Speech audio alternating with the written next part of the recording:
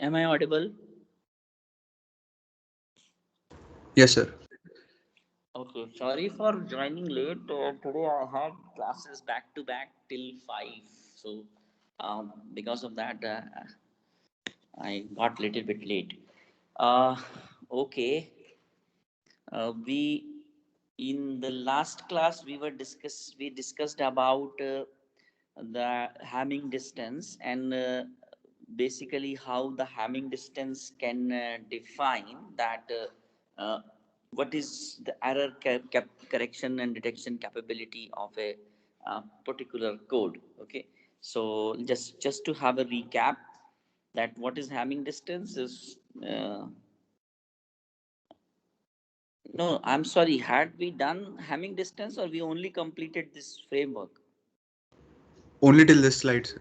Only it is this slide. Yeah, yeah. Yeah, that's why I was thinking that it looks like that I've not done. Okay. So this framework was saying that you can add k bits to m bits, and then Ethernet actually adds very less number of bits, 32 bits out of 12,000 bits or bytes.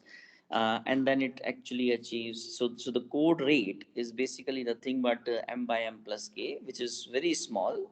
But in the Wi-Fi case, code rate could be very high. It could go as large as 1 by 2. And we also discussed that how the Wi-Fi and all can, you can say, dynamically change their code rate and all to achieve better accuracy depending upon how much interference they are facing from other sources. Okay. Now, so to understand the error detection and correction, there is a very important concept which is called Hamming distance.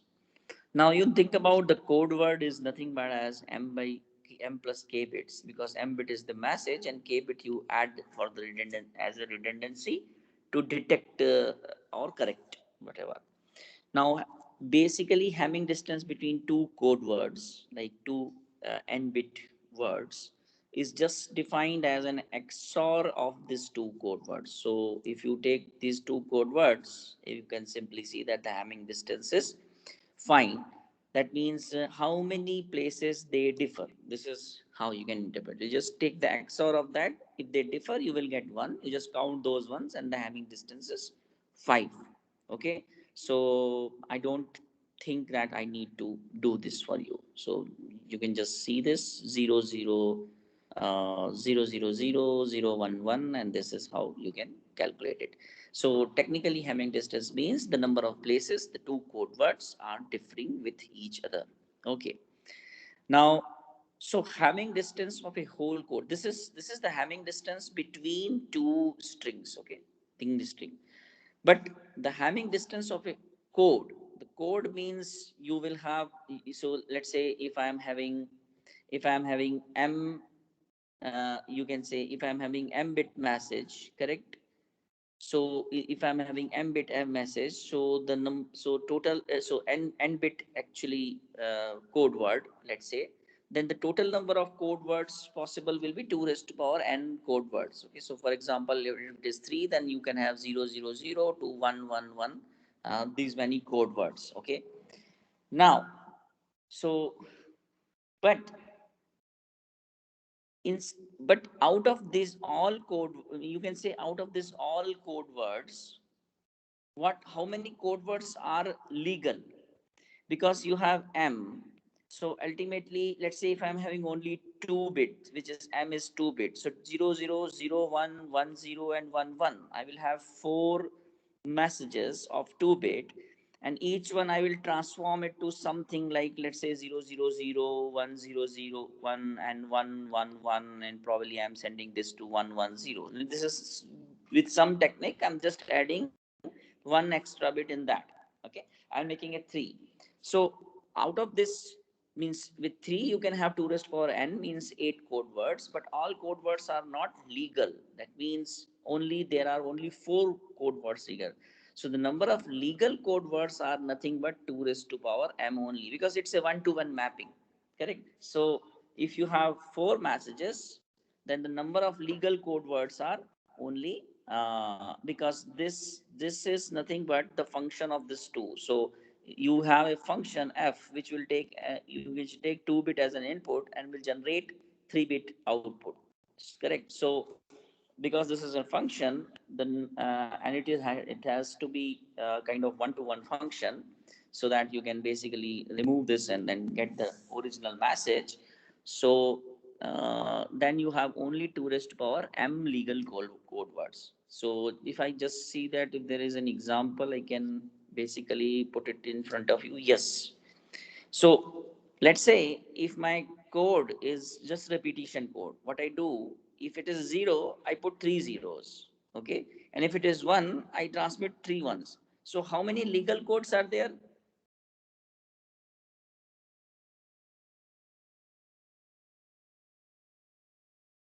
If you're just transmitting 0 or 1, I know that my message space is only 1 bit.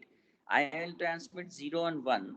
Instead of transmitting 0 or 1, I will transmit 000 and 111. So how many legal code words are there? Anybody? Two. 2. 2 only. But technically, you can have all. But does that mean that you cannot receive any other pattern? Mean 010 or 101 or any other pattern? Does that mean? No.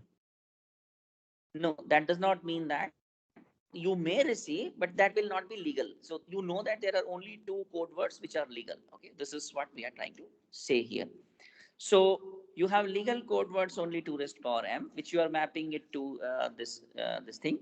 So among the list of legal code words, what we have to do is, so you take all the legal code words and find the smallest Hamming distance between every 2 pairs. So if you have 2 raised to power m legal code words, you take 2 raised to power mc2. That means take every pair of every 2, calculate the Hamming distance, and whatever is the minimum out of that Hamming distance, that will be called as the Hamming distance of this code. Okay. So let's go back to this example and see what is in this case. What is in this case would be the Hamming distance if your code word is 000 and 111.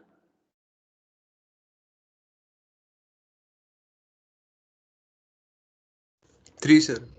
3. The Hamming distance is 3. But let's say if there is a code 000, 101 and 111 and let's say 010. Like say this is my legal code words. Then what is the Hamming distance?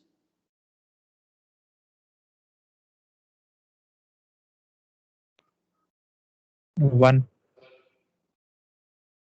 In this case probably 1, because I think 111 and this, yeah, so this one is having only 1. So that means in this case the having distance is 1. So you have to be careful about that. That is the minimum between all. So you have a code means set of all code words. When we use the word code, means set of all code words, and the Hamming distance of the code is nothing but the minimum Hamming distance between any 2 pair of code words. Okay. Now that is with this. So that becomes this. Now rules that first of all, the error detection and correction capabilities are the function of the Hamming distance. Okay. So whatever Hamming distance is present in your code, the capability that how much you can correct and how much you can detect depends upon that. And there is a thumb rule which says that error detection can detect up to d minus 1 errors.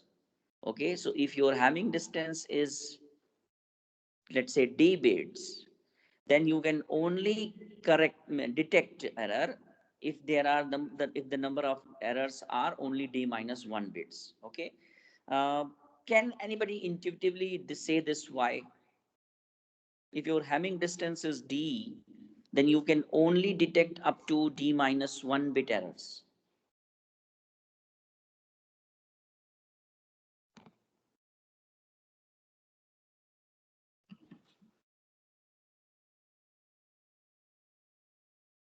Anybody? Sir, if there are D errors, then we get a different code, new code. We will get a different new code, and then how we will know whether the person was actually was trying to transmit the corresponding message to that code word, or it has actually mistakenly got transferred into this, correct? So let me just take an example. So let's say if you have a code word, let's say you have code word 00, sorry, message 000110 and 11, and then you add one more, you just add one more bit to that, and then this becomes, let's say, this becomes, let's say, this becomes 100, this becomes 101, okay, this becomes 110, and this becomes 111. So first of all, what is the Hamming distance of this code? 1. 1. Now if, let's say, 10, so can we, so can, if it is Hamming distance is 1, can we detect any error in this? No. No, correct. The reason is that if somebody transmits 10 and then in between it becomes 11, okay, uh, so somebody transmits 10, that means you are now actually transmitting, for you, transmitting 110, but then this bit is in error and actually it becomes 111. So you will think, okay, 111 you have received, but then you have a legitimate message with respect to 111. So you will say that, okay, 111 was transmitted. So how do I know that 111 was 11 was transmitted and there is no error, and 10 was transmitted and one bit got changed? But let's consider another case: 00011011. This is your message, and my, now this time I'm adding two bits. So I'm making this is 0000. Then this is 0011. This is becoming 1100, and this is becoming 1010. What is the Hamming distance of this code?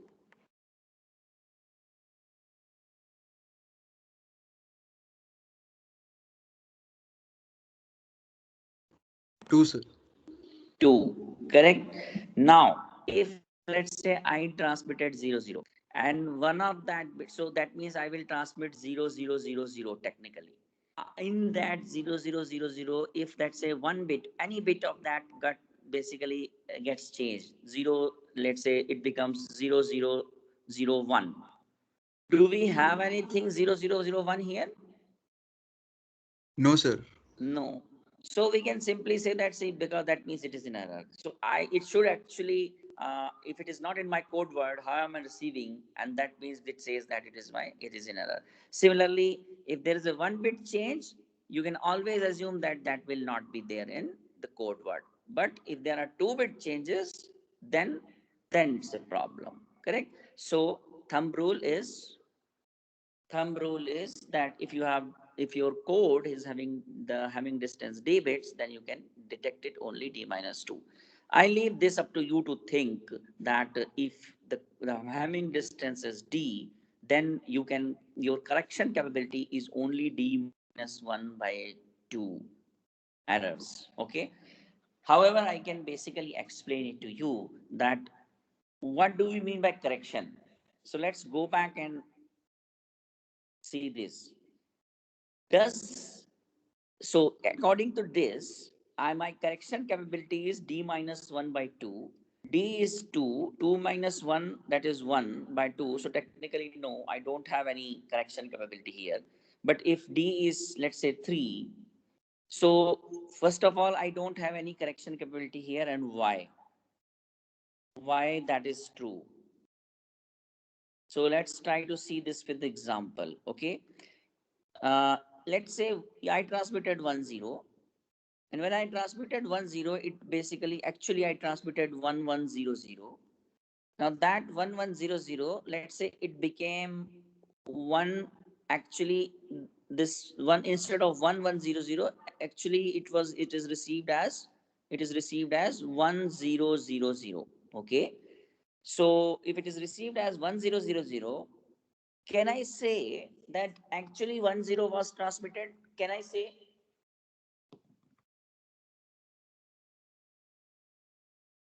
No. Okay. No, because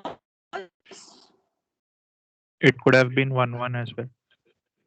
it could have been 1-1 as well, because it may be possible that you transmitted 1-1 and 1-1, that means you actually transmitted 1010, and this bit got corrupted, so then it will be 1000. So now probably this is you probably started getting the point that if your D would have been larger, let's say if your D is, instead of 2, your D is 3, then if there is a one bit change, I can always say that, so if your D is 3 and whatever you transmitted, if there is a one bit change, all other code words will be at least 2 distant from that whatever you receive. Is this correct? If D is 3 and there is one bit error in the message, then then all other means except the one, except the I should say except the correct message, except the correct message would have at least 2 Hamming distance from the received message. Do you agree with this?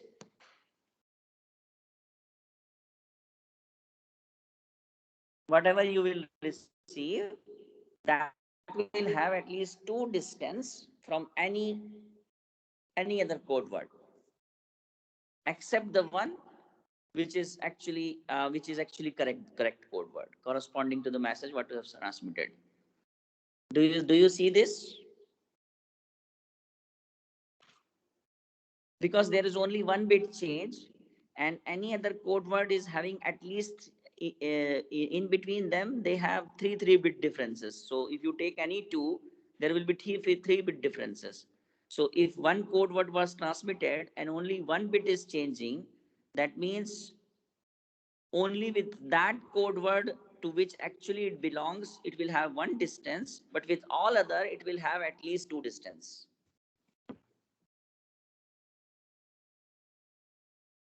Any reply? I understood, sir. I understood. Yeah, anybody else? Any doubt? Okay. So in that case, if it is only one bit difference, then you can always say that which one is the nearest. So for example, I try to put up in this way. Let's say these are your code words. Okay. These are your code words. And then you received message is this. So what you are saying is that, see, because this received message will be very far from all other,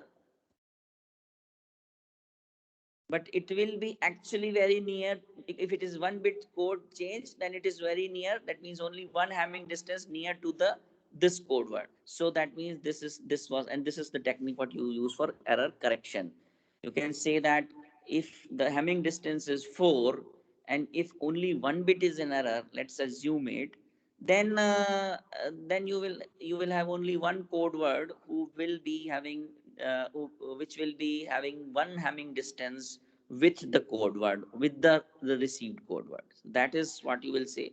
But and now you can simply say why it is d minus 1 by 2, because see, if this is your code word distances, let's say code words are here, here, and actually whatever you transmitted, if that is going more than half, okay, if that is going more than half, then it will be nearer to this. So then you cannot detect, correct? So until unless it is less than half number of bits are there to your Hamming distance, because this is your distance, okay, if less than half number of bits are there, then it will be then it will be nearer to your original one. But if more than half bits are changing, then it will basically go nearer to some other one, and that is actually you, then you basically misinterpret it. Correct?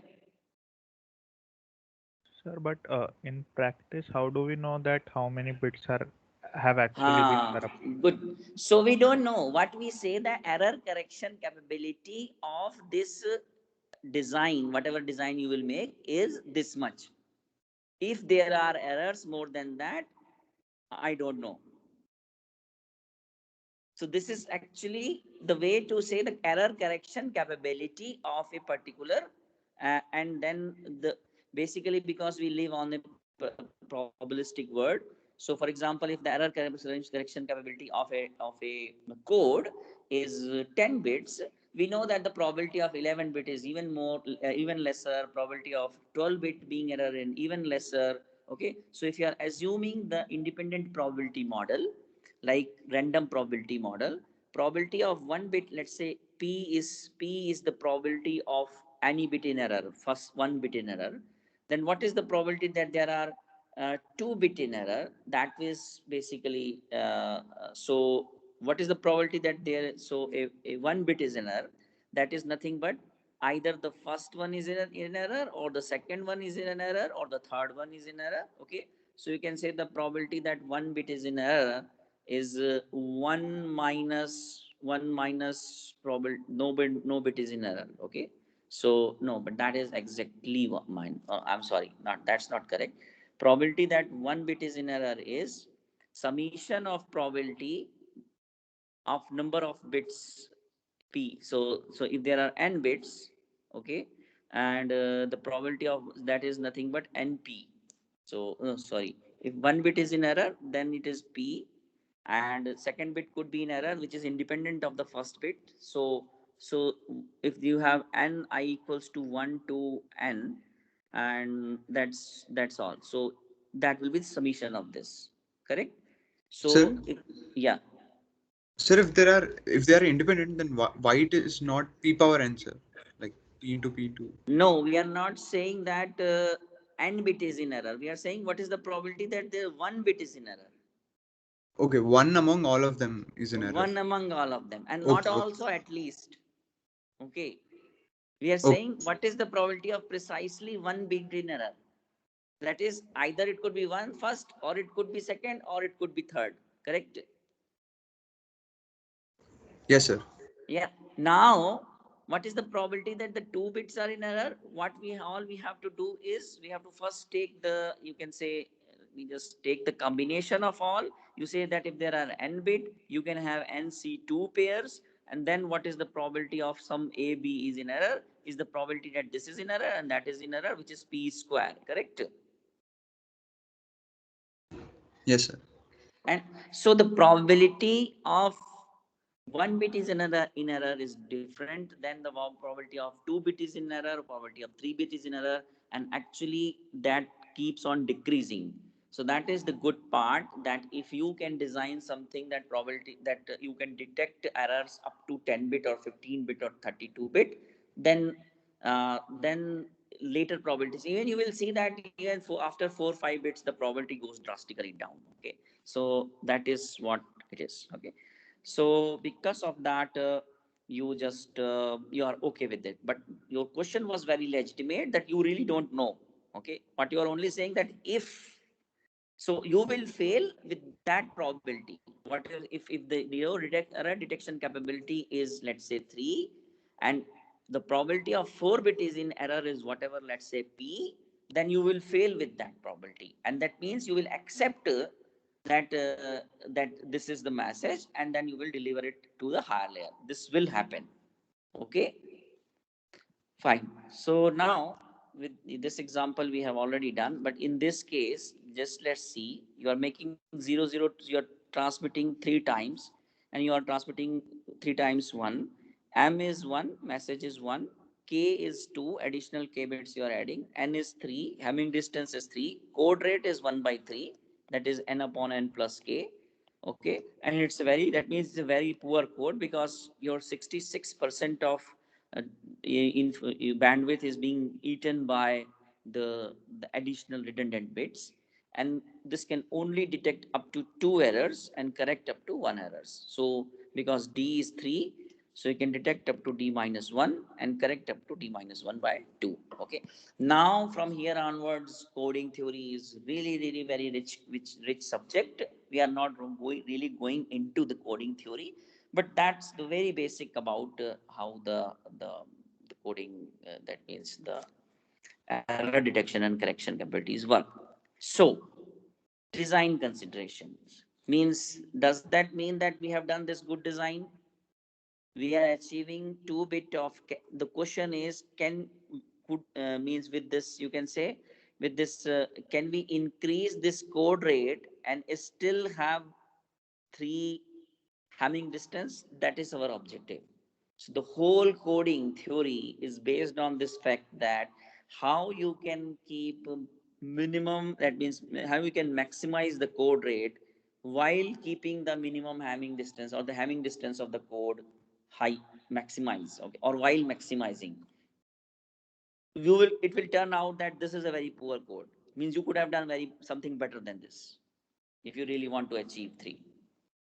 Okay, so that is what reduce K. That means you really don't want to put more and more redundant bit to achieve high code rate.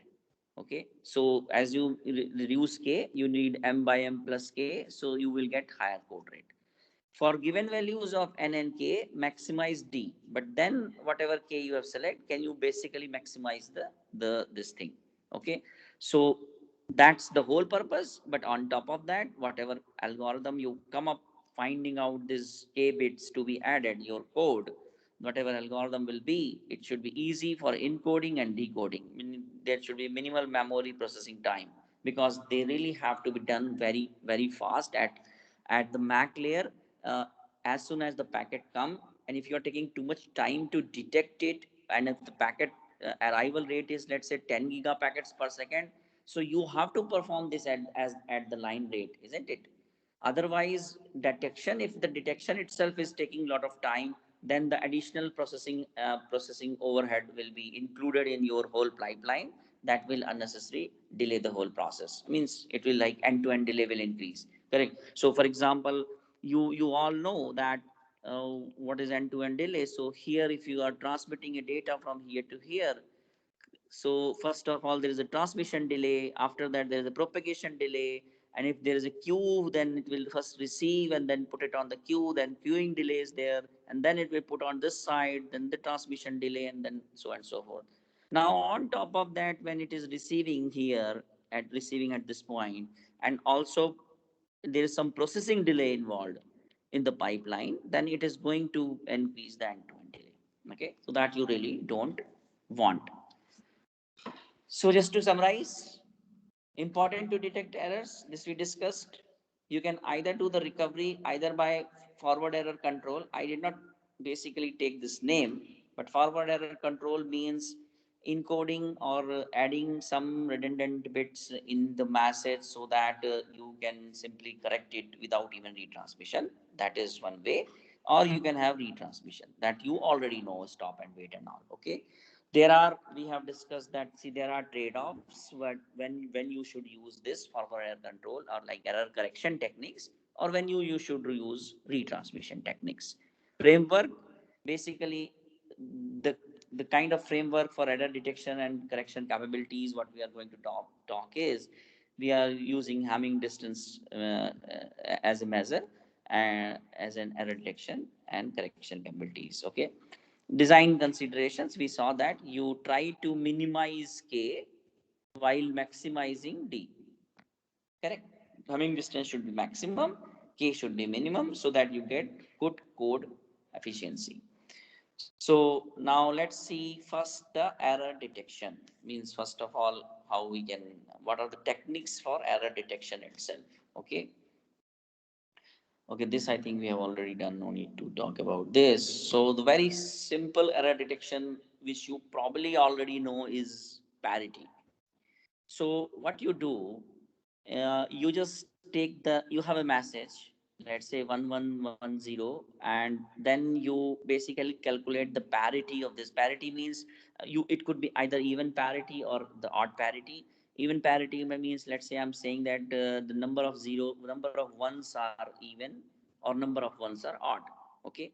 So if the number of ones are even, then if I take the XOR of this, then what it is going to give? The answer, if the number of ones are even, 1 XOR 1 XOR 0 XOR 0. 0. So whenever the number of ones are even, it is XOR, the resultant XOR, what you are going to get is 0. You append that XOR at the end. It is known as parity. Okay. So, and whenever it is 1, you just add it to 1. That's done. Now the receiver can also basically do the same. He will receive the message. Okay. He will receive the message, this message.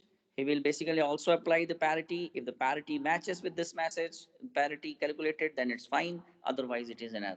For example, if this 1 is 1 0 0, if there is a 1 bit change anywhere, then the number of ones will become was previously was even. Now they will become odd. Correct. So instead of this, now it will become 1 1 1. So this parity will get calculated 1, but actually you had added 0. So this will not match. And then, so whenever there is a 1 bit error, uh, then the parity of number of ones will change. But not only that, whenever there is an odd number of bits of error, correct?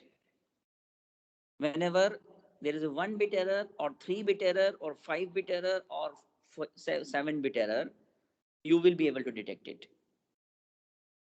Do you agree?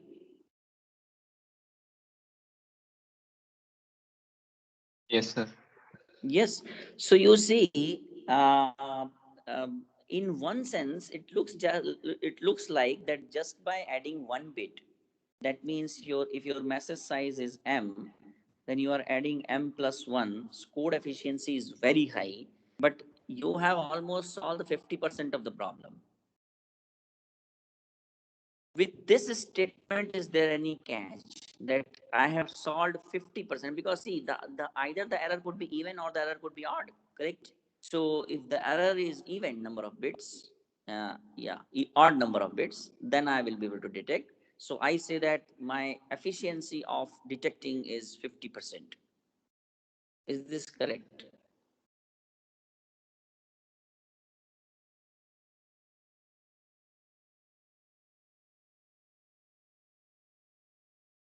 No, Why? we should also take into consideration the probability of error. Ah, yes. So probability that 1 bit is error is different. Then actually the total probability that you are able to detect is probability that the 1 bit is in error, probability that 3 bit is in error, probability that 5 bit is in error, and so on. Correct? But what you cannot detect is probability 2 bit is in error, probability 4 bit is in error, probability 6 bit is in error, and so on. So then why you are saying, because see the 3 and 4 and everything is there, correct? So what is something which is actually making a drastic problem here?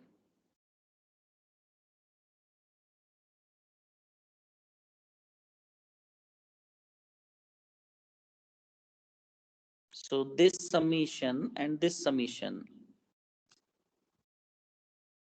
are these two summations same or somehow very much similar?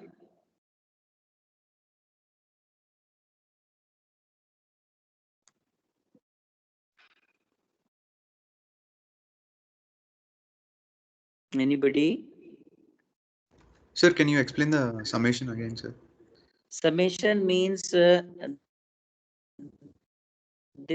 is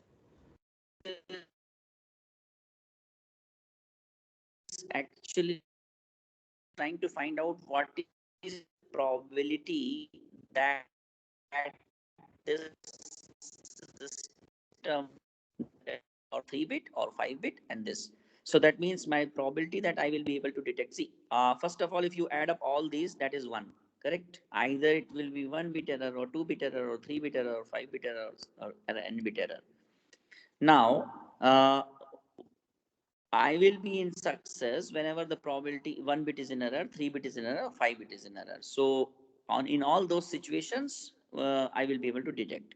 So my probability of success is probability that 1 bit is in error, probability that 3 bit is in error, probability that 5 bit is in error. Okay. And my probability of failure is, okay, means you can either say 1 minus this summation.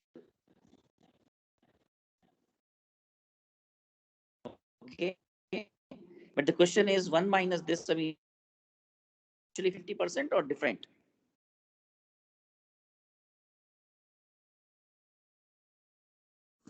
Sir, we also cannot know how many bits are changing, 1 or 3 or 5. Okay. That So let me now put up a lengthy example to illustrate this fact. Let's say that you have a message like this 000 and then 001 and then you have a 3-bit message 111. Okay. Now I say that the model of the probability in error is that every individual bit can have p probability of being in error. Okay. Now, when you transmit this, you can either receive, let's say, because if what is the probability that you will receive 011 when you transmit 000?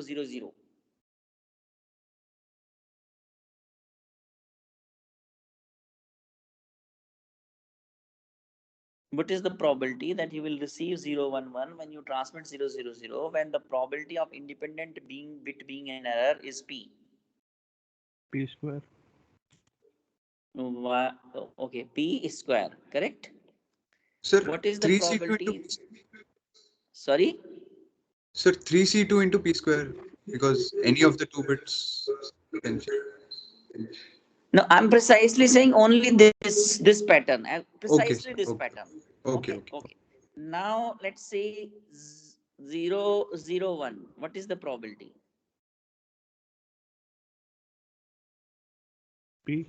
That P. is P. Similarly, you can get any pattern with different probabilities, correct? So I can again go with this thing that let me just remove this. Okay, how this is coming? Okay, this, let's say if you transmit this, then you can either receive 000 with probability.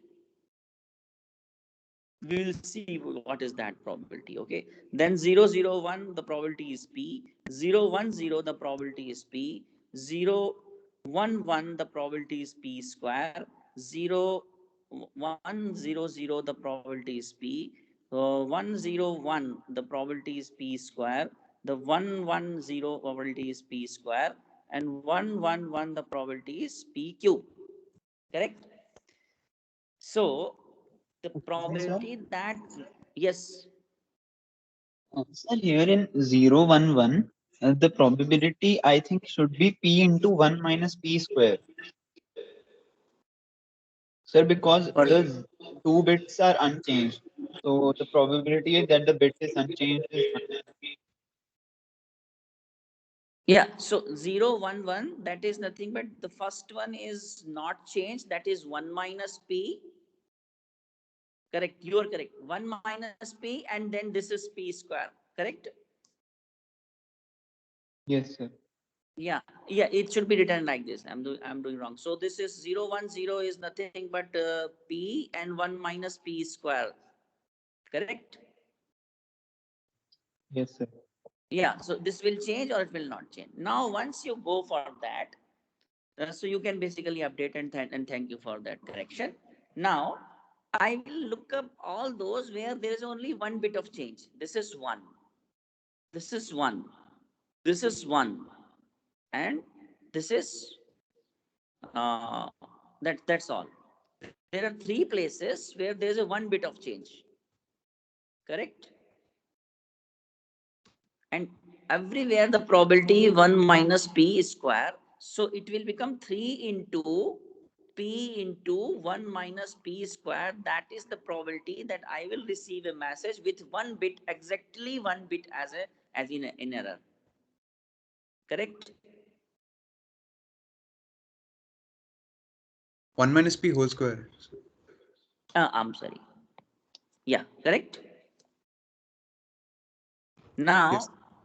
if that is the case, I will be able to detect. That means with this probability, I will be able to detect. Now, what is the probability that I will receive 3-bit in error is only this. So, which is p cube.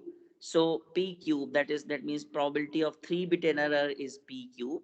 So, that is another the probability that I will be able to detect. This is what I was talking about, that you will be able to detect the P1. Now that is nothing but 3 into P into 1 minus P square. You will be able to detect when it is P3, which is actually P cube. Okay, we will be able to detect when 1 and 3, but you will not be able to detect when it is P2, which is actually, you see that 2 bits in error. So this is this place 1 and then 2 and 3, correct? So you have three places again. So that will be 3 into p square into 1 minus p, correct?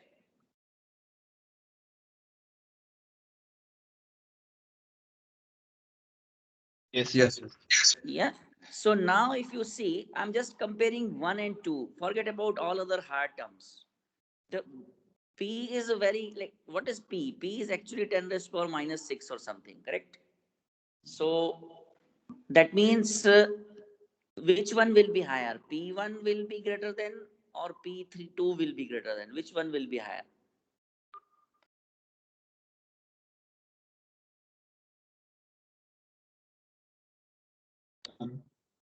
Which one will be greater than P1 or P2?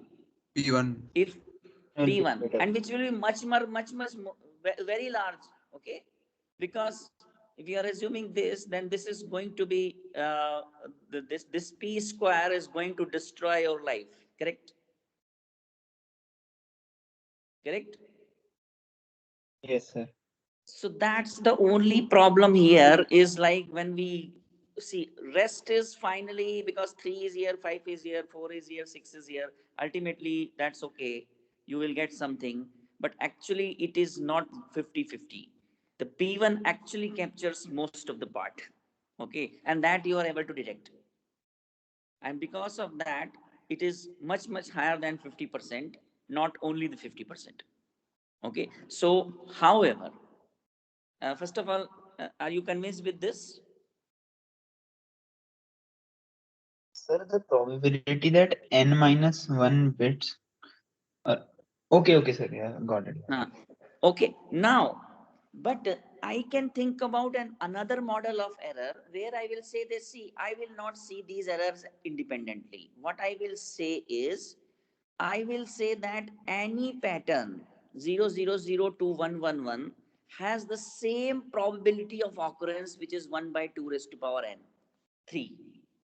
Okay, means I'm not looking that probability of being individual bit as this, and then I'm calculating the probability of one bit. I'm saying that any pattern can come with this probability, because I'm assuming a burst type of error, and whenever the burst error is there, anything can happen during this 3-bit. Okay, so I really don't consider this random bit model. What I'm considering is like every code output has equal probability of occurrence. You getting my point?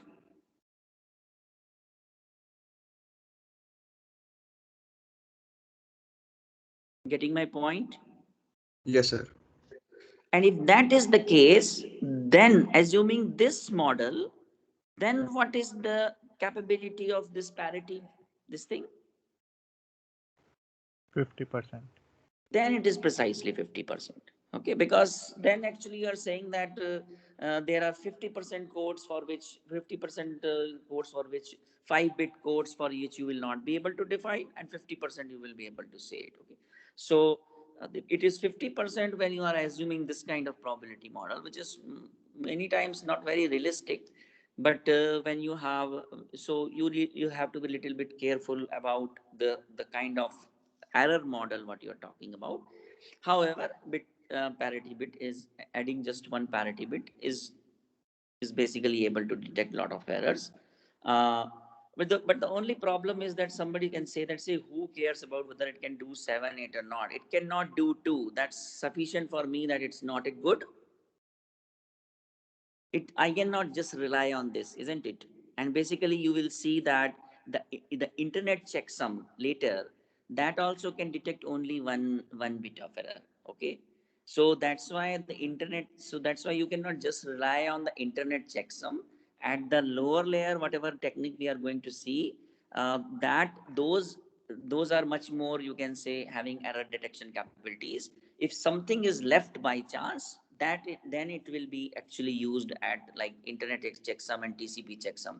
But their capability, they are much very fast to calculate. They are very easy, but they are not sufficient.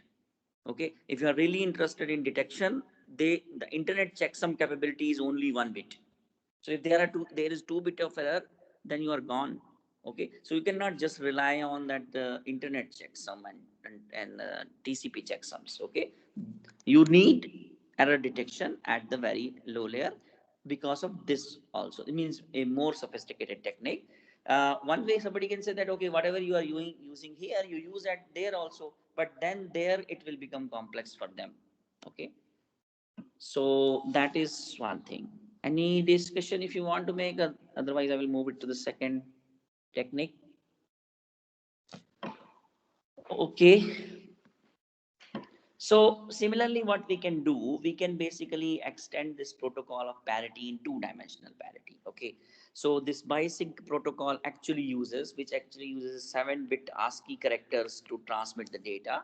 And if you see, these are the 7-bit characters. So what you do that if you want to transmit n characters, which each of 7-bit, then with every character you put one parity, one-dimensional parity, and like this. Okay, and then at the end vertically also you basically say for every column also you add one parity bit, and then you add one this both side, this parity for this as well and the parity for this as well. Means, do you think that this should come something else, or it will always be same? Means it's like only 1 bit is sufficient, means the column and row both should be same. Both should be same, sir. We are taking parity of each and every bit of the total message. So it must be same. Yeah, and therefore just one is sufficient, correct? So now that is what it does. If you see in terms of the coding this thing efficiency, if you are transmitting n characters, then you are actually adding n bits. Okay, n bits, this many bits, and then you are adding 8 more bits, 7 bits here and 1 here. So if you are having n characters, you have n plus 8 bits of redundancy. So technically each character is of 7 bits, so you have actually then m is n characters, n into 7 divided by n into 7 plus n plus 8. Okay, so you can have 8n plus 8. Okay, so 7n by 8n plus 8, which is okay 8 n into, this is 8n plus 1. Okay, so 7n by 8n plus 1, that will be your efficiency. Fine. So this, now let's see this, that what kind of error it can detect. 1 bit, anywhere it come, either it can be captured by the row parity or the column parity. What about 2 bits? Can it detect 2-bit error?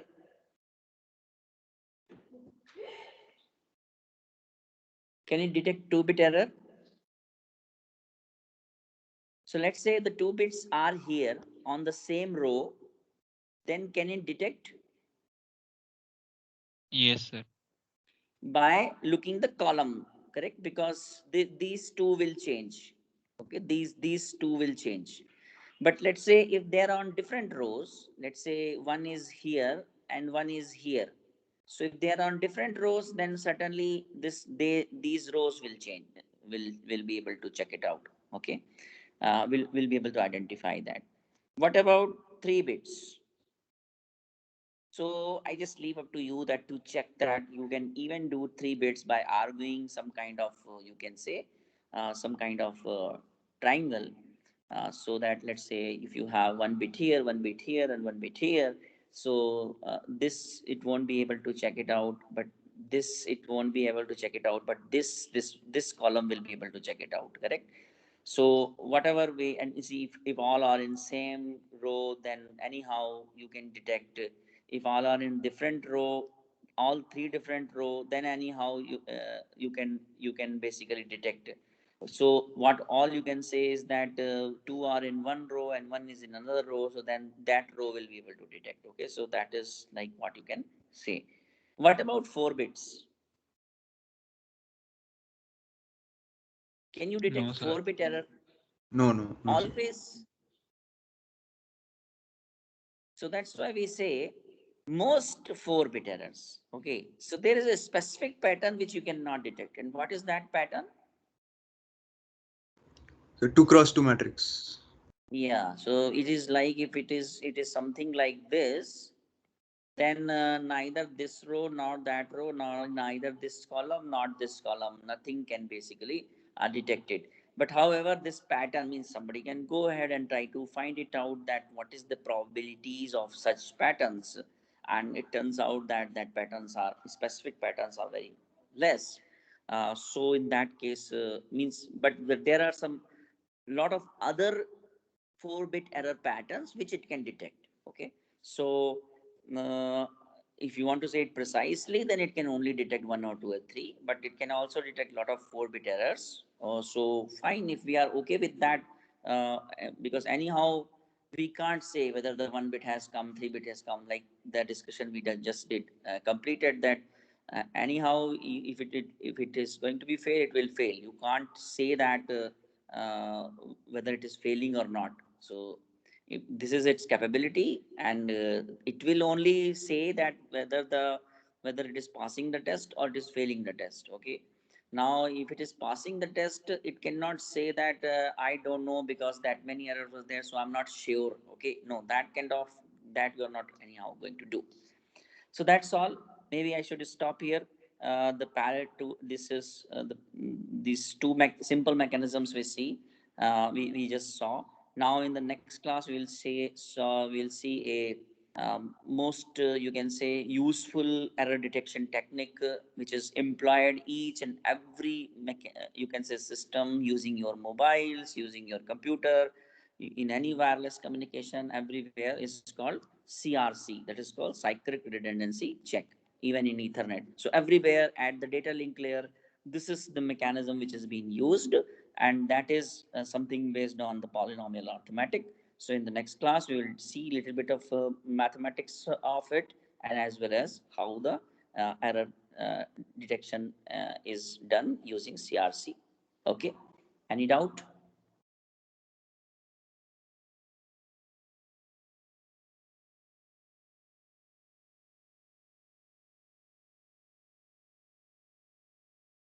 No doubt? Sir, Hmm? we saw two models, sir. Probability models, sir. Uh, I didn't understand the difference here. I mean, the why the second model is like the 1/2 power cube model. Hmm? It So is you are not saying that you did not understand the difference. So that means you think that difference. I understood, sir. both the Difference. models are same. No, sir, not like that. Hmm? But this model seems incorrect. But I'm not understanding why. Okay, so let's take a very toy example. Let's take that you have 2 bits 000110 and 11. Okay, and the probability of 1 bit in error is p. What is the probability when 00 is transmitting and then you will receive 01 is actually 1 minus p into p, correct? You will receive 10 is actually nothing but p again, yeah, 1 minus p into p.